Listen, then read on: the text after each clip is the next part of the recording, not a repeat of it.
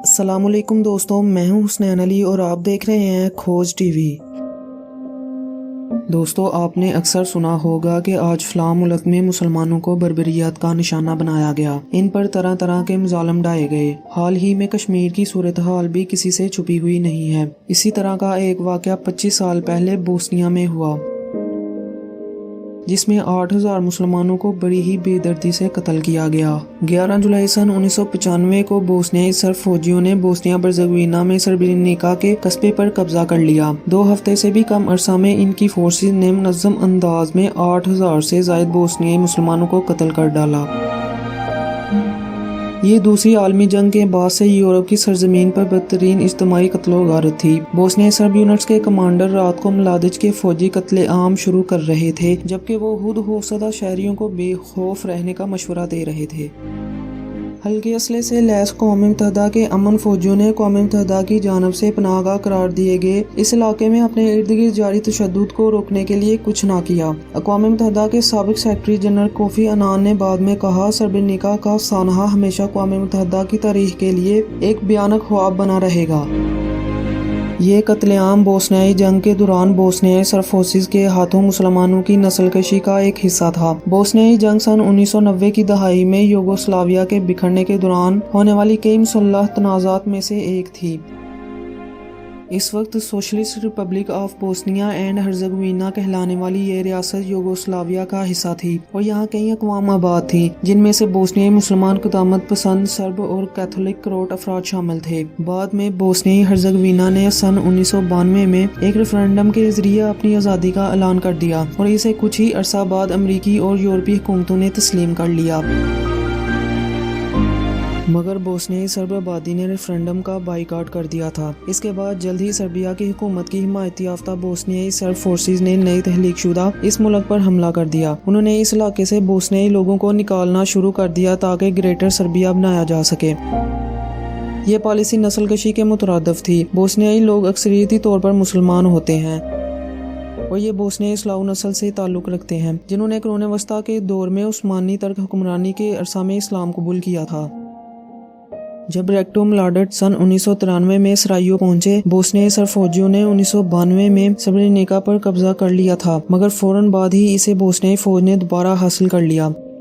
فریقوں کے درمیان جھڑپوں کے ساتھ شہر محاصرے میں چلا گیا۔ اپریل 1993 میں اقوام متحدہ کی سلامتی کونسل نے اس علاقے کو کسی بھی مسلح حملے یا کسی دیگر دشمنانہ کارروائی سے محفوظ علاقہ قرار دے دیا گیا، مگر محاصرہ جاری رہا۔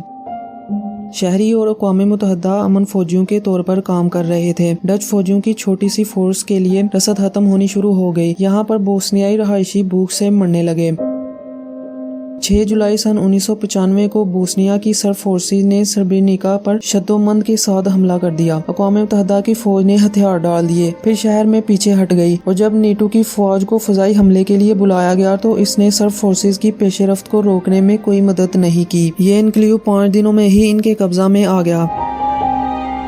جنرل ملادج دوسرے جرنیلوں کے ساتھ شہر میں فاتحانہ انداز میں داخل ہوا اور گشت کیا۔ تقریباً 20,000 مہاجرین اقوام متحدہ کے مرکزی ڈچ کیمپ کی جانب فرار ہو گئے۔ اس کے دوسرے دن ہی قتل و غارت کا سلسلہ شروع ہو گیا، جب مسلمان پناہ گزینوں نے شہر چھوڑنے کے لیے بسوں پر سوار ہوئے تو بوسنیا کی سرب فورسز نے مردوں اور لڑکوں کو بھیڑ سے علیحدہ کیا اور انہیں وہاں سے دور لے گئے تاکہ انہیں گولی مار کر ہلاک کر دیں۔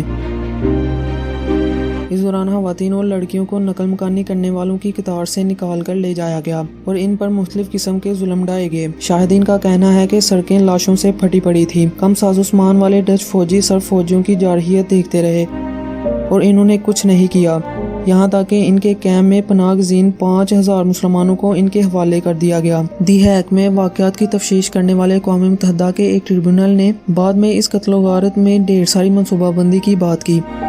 ایک بوسنیائی سرب کے ایک کمانڈر کے خلاف فیصلے میں کہا گیا کہ فوجی عمر کے تمام مسلمان مردوں کو گرفتار کرنے کے لیے متحدہ طور پر کوشش کی گئی تھی۔ خواتین اور بچوں کو لے جانے والی بسوں میں باقاعدگی سے مردوں کی تلاش کی گئی، اور تلاش کرنے والے فوجی اکثر ایسے جوان لڑکوں اور بوڑھے مرد کو بھی لے جاتے تھے جو فوج میں خدمات انجام دینے کے اہل نہیں ہوتے تھے۔ اس قتل عام کے اثرات آج بھی ارتعاش پیدا کرتے ہیں۔ नस्ल कशी के 25 साल बाद आज भी मुतासरीन की लाशें और इज्तिमाई कब्रें मिलती हैं। सन 2002 की एक रिपोर्ट में नीदरलैंड की हुकूमत और फौजी अहदेदारों पर इनकी हिलाकतों को रोकने में नाकामी का इल्जाम आयद किया गया था। इस रिपोर्ट के पेश नज़र पूरी हुकूमत ने इस्तीफा दे दिया था। सन 2019 में मुल्क की अदालत उज़्मा ने इस फैसले को बरकरार रखा, जिसमें नीदरलैंड को सर्बिनिका में 350 अफराद की अमवात के लिए जुज़वी तौर पर जिम्मेदार ठहराया गया। सन 2017 में हैकमे अक़वाम मुत्तहिदा के एक ट्रिब्यूनल ने मलादिज को नस्ल कशी और दीगर मज़ालिम का मर्तकब ठहराया।